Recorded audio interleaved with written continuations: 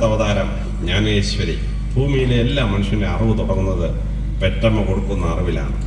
അതുകൊണ്ട് ലോകത്തിലെ അമ്മമാരെ ജ്ഞാനം നിറഞ്ഞവരാക്കാൻ വേണ്ടി ഭഗവതി ജ്ഞാനേശ്വരിയായി വന്നു.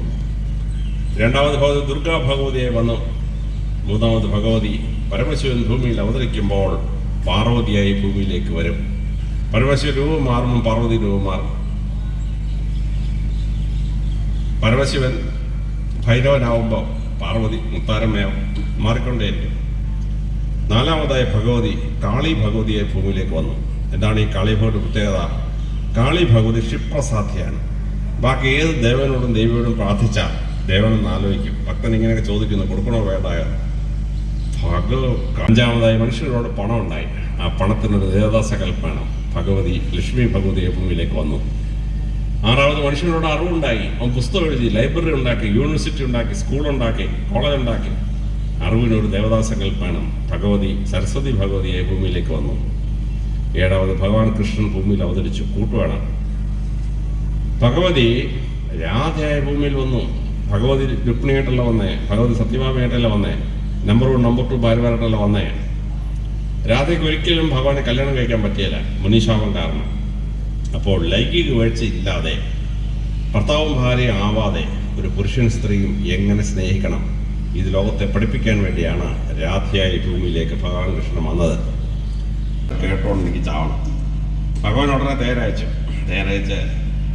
രാധയെ ദ്വാരകയിൽ കൊണ്ടുവന്നു. രുക്മിണിയുടെ ബെഡ്റൂമിൽ കൊണ്ട് കിടത്തി കൊടുത്തു. രുക്മിണിക്കൊരു കുഴപ്പമില്ല, കാരണം ലൈംഗിക വീഴ്ച ഉണ്ടാവില്ലെന്നും കല്യാണം കഴിക്കില്ലെന്നും രുക്മിണിക്ക് അറിയാം. ഇപ്പോഴെങ്ങാനും ആയിരിക്കണമായിരുന്നു. കാമുകിയെ കൊണ്ടുവന്ന് ഭാര്യയുടെ മുറിയിൽ കിടത്തി കൊടുത്താൽ 1000 എപ്പിസോഡുള്ള ഒരു സീരിയൽ റെഡി അപ്പോഴേ വന്നതിനായിരുന്നു. അങ്ങനെ രാധ മരിക്കുന്ന സമയം ഭഗവാൻ അറിയാം. ഭഗവാൻ 36 മണിക്കൂർ വീണ വായിച്ചു കഴിഞ്ഞപ്പം രാധ മരണത്തിലേക്ക് ഊർന്നു വീണു. പിന്നെ ഭഗവാൻ പറഞ്ഞു, ഞാനിനി ഈ മുരളി വായിക്കുകയില്ല. അദ്ദേഹം രാധയുടെ മരണക്കിഴക്കിന് അടുത്തുള്ള കട്ടിലിൽ മുരളി താത്തു വെച്ചു എന്നാണ്. ഭാഗവതത്തിലുള്ള കഥയല്ല, ഗുജറാത്തികളുടെ ഫോക്ക് ടൈൽസിലുള്ള കഥയാണ്. അപ്പോൾ പുരുഷൻ സ്ത്രീ തമ്മിലുള്ള സ്നേഹത്തിൻ്റെ മാർഗം നമുക്ക് കാണിച്ചു തരുകയാണ്. അന്ന് രാധയുടെ മരണക്കിടക്കയിൽ ഭഗവാൻ പാടിയ പ്രസിദ്ധമായ രാഗമാണ് ഹരിമുരളീരവം.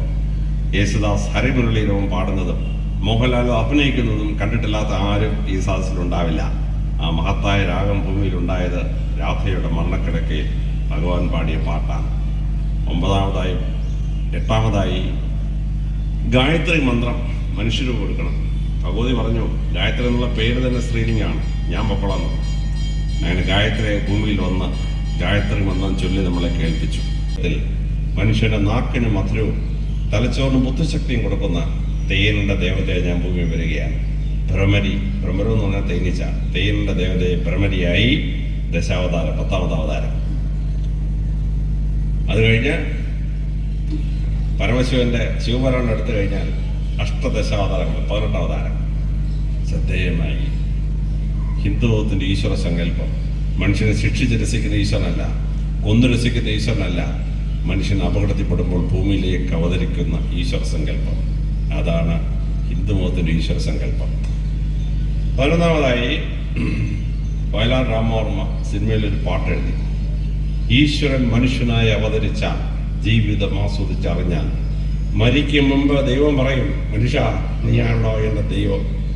ഇത് കമ്മ്യൂണിസമാണ്. മനുഷ്യന്റെ കഷ്ടപ്പാടുകൾ ഭയങ്കരമായതുകൊണ്ട് ഈശ്വരൻ പോലും മനുഷ്യൻ മുമ്പിലോട്ട് പോകുന്നതാണ്. എന്നാൽ ഹിന്ദുമതം എന്താ പറയുന്നത്? വിഷ്ണു ഭഗവാൻ ദശാവതാരത്തിൽ ഭൂമിയിൽ വന്നു. 5 മനുഷ്യരൂപമാണ്. വാമനൻ, പരശുരാമൻ, ശ്രീരാമൻ, ബലരാമൻ, ശ്രീകൃഷ്ണൻ. 5. ഭഗവതി വന്ന 10 മനുഷ്യരൂപം. പരമശിവന്റെ 18 അവതാരത്തിൽ 12 മനുഷ്യരൂപം. ശ്രീരാമൻ അനുഭവിച്ചത് 100 നിങ്ങൾ ഞാൻ അനുഭവിച്ചിട്ടുണ്ടോ? ഭഗവാൻ കൃഷ്ണൻ അനുഭവിച്ചത് 1000 നിങ്ങൾ ഞാൻ അനുഭവിച്ചിട്ടുണ്ടോ? ഇല്ല. പക്ഷേ ഭഗവാനും ഭഗവതിയും ഭൂമിയിൽ വന്ന് മനുഷ്യരൂപം എടുത്ത് മനുഷ്യന്റെ കഷ്ടപ്പാടുകൾ എത്രയോ ഇരട്ടി അനുഭവിച്ചു. പോകുമ്പോൾ ഭഗവാൻ പറഞ്ഞു, മനുഷ്യ നീയും എന്നെ പോലെ ദൈവമാണ്. തത്വമസി അഹം ബ്രഹ്മാസ്മി, നീ എന്നെ പോലെ ദൈവം. വയലാർ പറഞ്ഞ പോലെ ദൈവം മനുഷ്യനും ചൊല്ലിട്ടില്ല, നീയാണ് എൻ്റെ ദൈവം എന്നല്ല പറഞ്ഞേ. ഭഗവാൻ പറഞ്ഞു, നീയും എന്നെ പോലെ ദൈവമാണ്. 1000 മൈലുകൾ താണ്ടി കരിമല കയറ്റം കഠിനം മുന്നറിയിപ്പാക്കി ശരംകുത്തി കയറി ഇറങ്ങി 18-ാം പടി കയറി ഭക്തൻ അയ്യപ്പ ഭഗവാൻ മുമ്പിൽ ചെന്നിരിക്കും. അപ്പോൾ അയ്യപ്പ ഭഗവാൻ ഇരിക്കുന്ന ഹോളി ഓഫ് ഹോളീസിന് മുകളിൽ എഴുതി വെച്ചിട്ടുണ്ട് തത്വമസി.